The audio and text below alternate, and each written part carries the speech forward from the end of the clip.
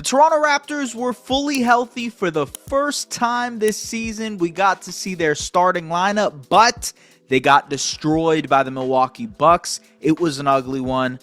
Let's go to the film room. A poor lack of effort on ball, which bled into tons of three-point shots for the Bucks. And it was because of a miscommunication defensively when it came to guarding Giannis. I thought Scottie was excellent at guarding Giannis all game, especially in one-on-one scenarios, was forcing him into tough shots, did a good job of covering up those mid-range opportunities, using his length, using his size to really bother him and get poke outs and steals to get in transition. Had this really nice steal and then windmill very early on in the game. And then, later down, even when Giannis had advantage in the post, using that length to get the block. So Scottie, one-on-one, did a really good job against Giannis. I think the Raptors should have leaned on that aspect instead of sending so much help at Giannis, which resulted in 13 assists for Antetokounmpo. This isn't Giannis from 2019. I have to I need to be specific with this because Giannis's playmaking has taken leaps and bounds. He has been so damn good as a playmaker over the last couple of seasons, and especially this season, where he's learned how to manipulate defenses more often with his size and physicality, especially in that high post area where he's getting most of these mid-range shots. Because of the attention that he grabs from there, he's creating a lot of offensive opportunities for the Bucks, and the Raptors just played right into their hands when it came to that. This time Scottie is off the floor, so it's Ochai, so they help a ton. It's Jakob helping because they don't want Immanuel Quickley to help off of Damian Lillard, and they live with that Brook Lopez shot. A little later down the floor, it is Scottie, and I think this is a situation where you're okay with Scottie going one-on-one. Jakob just helps too much. Brook able to knock down these deep threes. Again, another situation where it's Ochai, and so RJ digs in from the corner, but one pass away, wide open shot for Gary Trent Jr. Again, Scottie in this one. Scottie doing a great job of staying physical, but recognizing the help coming, just zips a pass to Gary Trent Jr. That's great spatial awareness by Giannis. That's more of a good offensive play than a bad defensive play, but again, playing into their hand there. And I thought Gradey really struggled at the point of attack. He just gets blown by Damian Lillard. Scottie is forced to help. Then they switch, and it just creates a wide open opportunity for Dame. On ball here against Dame, going one-on-one, fighting through these screens. Dame is just able to create separation. And overall, I just thought the Raptors, they came in. I mentioned this in their Orlando game when they had a really, really bad defensive performance as well that led to tons of threes.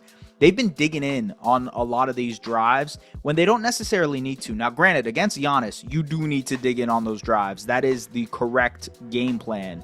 And for what it's worth, I think maybe if they match Giannis's minutes to Scottie's minutes and they made it so that Giannis and Scottie were on the floor at the same time and Scottie was the one-on-one defender, and for what it's worth, that's a tall task for Scottie because he's really the only guy on the team that could even have a chance of guarding Giannis.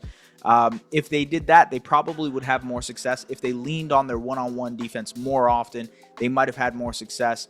But it just created this, snowball effect of three-point shooting from the Bucks, and it was over by then. And yes, the three-point discrepancy is massive as well. I think that's something that should be highlighted. The Bucks took 9 more threes in this game, but they made 13 more. So there's a huge discrepancy in terms of volume and efficiency when it comes to the three-point shooting. And, Gradey didn't have a good offensive game in this one. I think a lot of the normal shooters, if you will, from this Raptors team struggled. Ochai Agbaji was 0-4. Jacoby Walter was 2-3, but cool, that was towards the end of the game. Immanuel Quickley was 1-5 as well. So those are the 3 guys that you look at and you're like, okay, what happened three-point shooting-wise? Didn't really knock down their threes. Gradey ended up 3 of 9, but ultimately was just kind of letting it fly. And so I think this team already is at a deficit when it comes to three-point shooting, right? They already don't shoot enough threes. They already don't have enough three-point shooting talent. And so they can't, on the other side of it, give up too many threes and concede too many threes. And that's happening because of poor perimeter defense. Like I mentioned in that Orlando recap, it's about the most important guy. Darko Rajakovic mentioned it at training camp of the most important guy on the floor for us this season will be the guy who is guarding the ball. It hasn't looked that way over this stretch of basketball for the Raptors. There's been tons of blow-bys. There's been no real effort. There's been overplaying, I think, another thing. Like, aggression for the sake of aggression instead of like specific schematic aggression. Like against the Hawks a couple of weeks ago, Trey was getting guarded by Scottie Barnes at half court. It's like, brother, like there's a clear speed advantage there for Trey, and he can get downhill very easily. There you go, boom, 4-on-5 situation because Scottie is still scrambling to get back into the play. I think we saw a lot of that throughout this week from the Raptors, throughout this losing streak from the Raptors, where the most important guy, their perimeter defender, the guy who is guarding the ball, is not doing his job or is not adept enough to do his job. In the case of Gradey, I think Gradey has struggled over the last couple of weeks on the defensive end, and it's kind of coincided with he's had a couple of good offensive games, but it's coincided with a bit of a cold streak on the offensive end as well. So you're not getting that value offensively while he's also struggling on the defensive end. I still think Gradey will eventually become, at the very least, a net neutral defender in the NBA. He's had moments and flashes where he is bought in. He's had moments and flashes where he's actually been pretty good as an off-ball defender, using his length to, steal the ball or create block shots. Like, all of that is there from Gradey. But I really do think he's struggling right now to keep up when it comes to the defensive side of the ball. And I'm like, ultimately, this was the first time we're seeing this starting lineup together. So you have to give them a little bit of grace to say, well, they got to figure things out. They got to figure out how they look as a unit. And that's true. They've only played 4 minutes together through the last year. I'm willing to give them that grace. I think, even Darko Rajakovic mentioned that part of it is giving them that grace to figure things out and see what that sample looks like. But there needs to be a little bit of a give a damn from everybody in order to stop the bleeding here. Not just in terms of let's win some games. Like, forget about winning at this point. Let's put out a competitive product. And I think right now the Raptors are not in a position where they're really able to put out a competitive product. And I know that they're just getting healthy now. I'm excited for that. I was excited to come into this game and see what that healthy roster could do. It's just we're not getting it on the defensive end, and it's really setting the Raptors back on the offensive side of the ball. Those two things really coincide with one another, because if you're not defending the three ball, if you're not able to get stops, then you're not able to get out in transition. And the Raptors are an excellent transition team. Like, RJ Barrett was one of the best transition players in the league. Scottie Barnes is one of the best transition players in the league. Immanuel Quickley, Gradey Dick, these are guys who can thrive in transition. And so if you aren't competing on the defensive end, you're actively hurting your offense as well. So this is what the Raptors are dealing with right now. And again, I'm willing to give them that grace. I'm willing to figure it out. A couple of things I wanted to mention in terms of the lineups and whatnot. I thought the starting lineup, especially at the start of the game, there was a little bit of your turn, my turn in this situation, where guys were being a little bit too passive, and it felt like there wasn't really any cohesion, which is expected given the fact that they haven't played that much. But it just felt like guys were like, oh, okay, so what are we doing here? Like, what is the goal? What are we trying to get to offensively? And I think that also set them back. So there is going to be a growing pain period here as they figure out what that starting lineup looks like. I also think there will be a growing pain period of what they think this rotation looks like, because Jamal Shead has now come in and been ahead of Davion Mitchell in the rotation. Davion Mitchell did not play coach's decision tonight.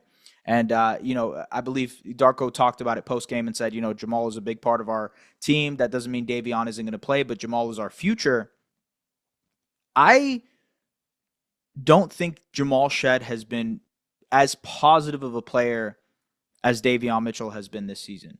I think Davion Mitchell has been objectively good for what the Raptors have asked him to do, stepping in as a starter, being a bench player. I thought he's been pretty good as a floor setter. Admittedly, the turnovers and ill-advised turnovers have been bad, but has been a really good defender, has turned some games around with his defense, and I'm kind of surprised by this decision. Now, that being said, it might be a directive from, in terms of higher-ups saying, hey, let's prioritize Jamal Shead, give him that playing time because ultimately he is our future. We want to invest in this player. And I think from that perspective, maybe there's something there. That being said, from winning games and trying to be competitive, and I just talked about how bad the point of attack defense was and the perimeter defense was for this Raptors team. There's not a better perimeter defender on this team than Davion Mitchell. So I don't see the value add there when you can clearly give Jamal Shed 905 and G League reps and be able to do it that way and get him to really develop his game at the 905 level, where he can work as a shot creator, where he can work on being a better defender, where he can work on becoming a better playmaker. I think it's fine to suggest that Jamal is the priority future-wise. I think that's completely fine. I like Jamal. I think he's a really, really cool player. I think eventually he will be the future of this team. But it was a puzzling decision, and it will continue to be puzzling to me. I think the Jonathan Mobo situation makes a little bit more sense to me because they are clearly showcasing Chris Boucher and Kelly Olynyk as a way to potentially trade those players at the trade deadline. You know, there's been rumors and reports from Mark Stein and Jake Fisher on that topic. But the Davion situation makes less sense because if you are trying to trade Davion, then you would showcase him more. But if not, then what is this situation here? Why are you doing this? Why are you prioritizing Jamal right now? Which does not make that much of a sense to me. That being said, we'll see what happens over the next couple weeks. We'll see how much that changes. 905 are heading on a road trip here, and so I wonder how much the two-way guys end up sticking with the team or end up heading to that road trip with them. We'll see what happens on that front.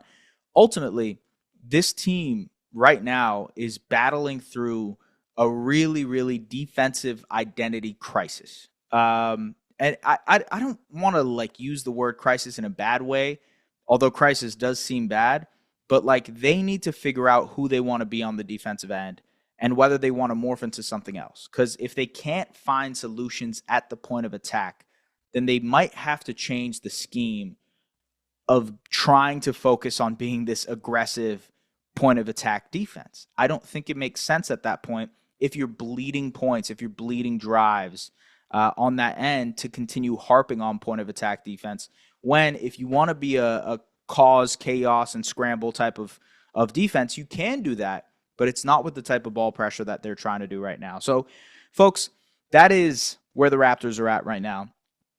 I want to finish with something positive. I think, ultimately it's good that this team is back healthy. I think they're going through a tough stretch right now, and honestly, the schedule is not doing them any favors either. But the fact that they're healthy and we can finally talk about this team at full strength is awesome. And it really, really is important because these are the moments in which the coaching staff will consider and say, okay, well, how do we build out this team? And the front office will look at it and say, okay, well, what are we missing from this team? And what do we need to add? What do we need to take away? What do we need to look for? And so the more opportunities we get for this team to be fully healthy, to get a better idea of what we have here, is good in the long run. And so I don't want to sound too doom and gloom. It's good that this team is fully healthy, back in full strength, but they're dealing with something on the defensive end that they got to figure out. Kind of puzzled with some of the rotation choices in terms of Davion Mitchell and Jamal Shed.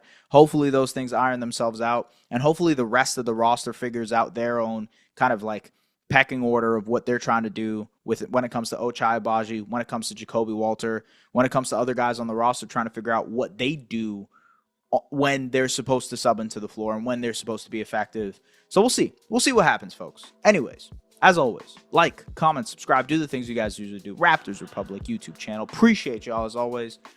Peace out.